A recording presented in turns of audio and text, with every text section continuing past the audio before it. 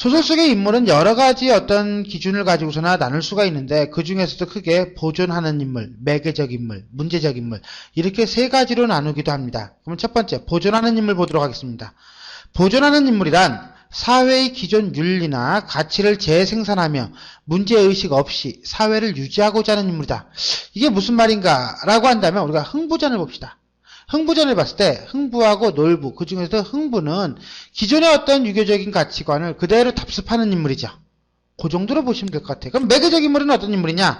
사회의 모순을 인식하고 이를 다른 인물에게 제기함으로써 어떤 변혁과 개혁을 유도하는 인물이다. 매개라고 하는 것은 A에서 B로 넘어가게 되는 어떤 연결, 고리를 얘기한다라고 이해하시면 될 겁니다.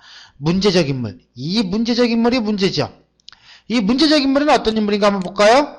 모순된 사회에 대립하며 진정한 가치를 추구하는 과정을 통하여 작가가 주제의식을 부여하는 인물이다. 그렇다면 오늘은 소설의 주제를 파악하기 위해서 우리는 두 인물을 봐야겠네. 첫 번째, 매개적 인물이라고 하는 걸 봐야 될 것이고, 두 번째, 문제적 인물이라고 하는 걸 봐야겠다. 그럼 매개적 인물과 문제적 인물은 어떤 관계일까? 매개적 인물이 문제적 인물에게 영향을 주겠구나. 그러면 이 문제적 인물은 누구하고 갈등할까? 저 왼쪽에 있는 보존하는 인물하고 갈등을 할 수 있겠구나. 뭐 이렇게 보면 되지 않을까요? 자, 봅시다. 어떤 내용인지 하나씩 차근차근 보도록 하죠. 자, 보존하는 인물. 내용을 한번 보겠습니다. 로사의 부모는 그 딸이 판인관이라는 벼슬을 한 것이 천지개벽 후에 처음 당하는 영광으로 알았었다.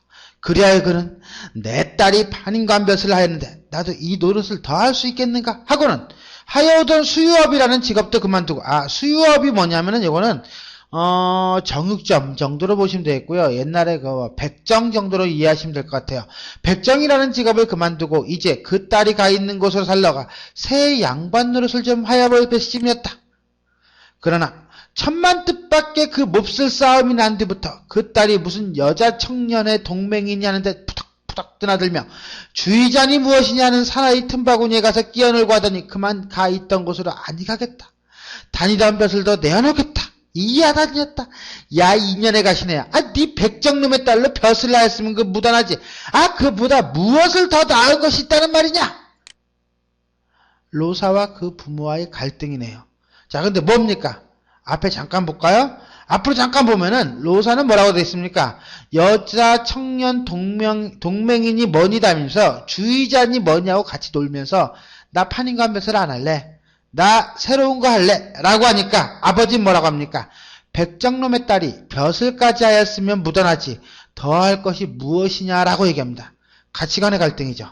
세계를 어떻게 보느냐, 현실을 어떻게 보느냐입니다. 그 중에서도 로사의 아버지는 뭡니까? 기존에 있는 가치관에서 벗어나지 못한 인물이다.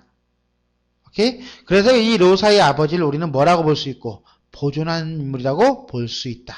이건 잘못된 가치관에 몰입되거나 잘못된 가치관에 매몰되어 있는 인물이다 라고 보시면 됩니다. 다음 보겠습니다. 매개적 인물인가요? 그럼 우리를 두던해주는 사람도 이 세상에 있구려. 이쁜이는 죽은 사람이 다시 산 것처럼 희한하게 생각되었다. 그렇지. 사람은 기운차게 살아야 돼. 설사 죄를 짓더라도 사람은 진실해야 하는 거예요. 어쩌면 그이가 말을 그렇게 잘한다고 하는 거 보니까 이 그이는 배두섭이하고 비슷한 사람인 것 같아요. 일본 가서 대학교 공부를 하지 않았나? 두 사람의 대화는 어둠 속에서 도란도란한다. 이쁜이는 돌쇠에게 온몸을 실리다시피 치게 하면서 걸음을 떼어나왔다. 둘은 연인관계인가 봐요. 근데 그동안은 알지 못했던 걸 그 사람으로 인해서 깨닫게 된 거죠. 세상은 우리가 모르는 별 세상이 또 있는가 보지? 그이는 그것을 잘 아는가 보야. 돌쇠는 무엇을 골똘히 생각하다 무심코 이런 말을 했다. 참말로 우리도 그런 세상에서 살아보았음. 그들은 한동안 아무런 말 없이 걸어갔다. 자, 우리는 여기서 제시문에서는 돌쇠하고 이쁜이하고 돌쇠만 나옵니다. 근데 이쁜이하고 돌쇠는 그동안 알지 못했던 것을 그이라고 하는 사람을 통해서 알게 되는 거죠. 즉 무지하거나 미성숙했던 인물 내지는 현실에 대해서 정확하게 깨닫지 못했던 인물이 그이라고 하는 어떠한 인물의 영향을 받아가지고 어떤 새로운 가치관과 삶의 방식을 깨닫게 된다. 그럼 여기서 말하는 매개적 인물이라고 하는 건 이쁜이도 아니고 돌쇠도 아니죠. 누가 되겠습니까? 그것은 바로 그이가 될 것이다. 이 그이는 정광조라고 하는 인물인데 정광조에 대한 돌쇠와 이쁜이의 평가입니다. 그러면서 정광조에게서 영향을 받는 돌쇠와 이쁜이가 나타나고 있다.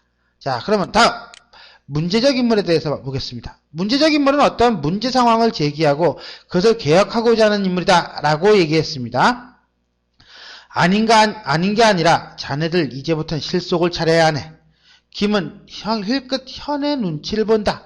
이러한 실속을 차려야 한다라고 말을 하면서도 김은 눈치를 보네요. 어떻게 차려야 실속인가? 팔릴 글을 쓰란 말일세. 김은 팔릴 글을 중시하는 인물이군요. 자네들 쓰는 걸 이제부터 누가 알아야 읽지 않나. 나도 가끔 자네 이름이니 좀 읽어볼까 해도 요민이 읽기가 힘들어. 도대체가 안 돼. 발음이 안 좋아요 라고 하지 마세요. 배두섭이는 일본말 모릅니다. 아니꺼운 자식. 너희 딴엔 안 읽어도 좋아. 그래. 방향전환? 뭐 어디 가서 글 쓰는 놈이 성견이고 어쩌고? 똥내나는 자식. 나니? 김이 빨끈해진다. 바람은 없으나 등골이 오싹해진다. 강가에 흩어진 나뭇잎들은 서리빨처럼 은종이처럼 번뜩번뜩인다. 번뜩인 것을 찾아 하나씩 밟아온다. 이상경빙지. 주역에 있는 말이 생각이 난다. 서리를 밟거든 그 뒤에 얼음이 올 것을 각오하란 말이다. 서리라고 하는 것은 지금의 어떤 부정적인 현실, 조그마한 문제점이 제기되면 그 뒤에는 커다란 문제가 온다라고 하는 거겠죠. 혀는 술이 확 깨인다. 저고리를 염이나 찬 기운이 품속에 사무친다. 담배를 피려하나 성량이 없다. 이산경빙지. 밤 강물은 시체와 같이 차고 고요하다. 이때 이 분위기 제시는 아마 암울하고 암담한 현실이 올 것을 암시하고 있는 것 같아요. 자, 여기서 김이라는 인물이 있고요. 현이라는 인물인데, 김이라는 인물은 팔릴 글을 써라. 돈 되는 걸 해라. 라고 하는 거 보니까 현실에 매몰되고, 그 다음에 현실에 훼손된 인물이구나. 우리가 세 가지 본 것 중에서는 아마 보존하는 인물에 가장 가깝거나, 아니면 그보다 조금 더 심하게 부패된 냄새나는 인물이구나.